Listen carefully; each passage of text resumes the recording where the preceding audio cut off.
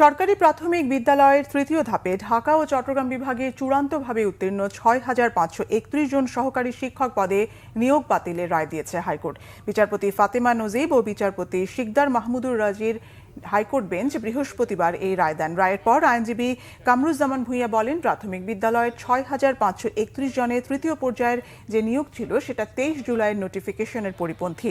এ কারণে যারা বঞ্চিত হয়েছেন তাদের মধ্য থেকে ১৫৩ জন রিট করেছিলেন। হাইকোর্ট বিভাগ সেই রিট পিটিশনে জারি করা রুল শুনানি শেষে রায় ঘোষণা করে। আইনজীবী জানান, হাইকোর্ট নতুন করে মেধার ভিত্তিতে ২৩ জুলাই নোটিফিকেশন ফলো করে ফলাফল প্রকাশ করতে কর্তৃপক্ষকে নির্দেশ দিয়েছে। এদিকে রায়ের পর উত্তীর্ণ শিক্ষকরা ক্ষোভ প্রকাশ করেন, কান্নায় ভেঙে পড়েন অনেকেই। রায়ের বিরুদ্ধে বিভিন্ন স্লোগান দেন তারা।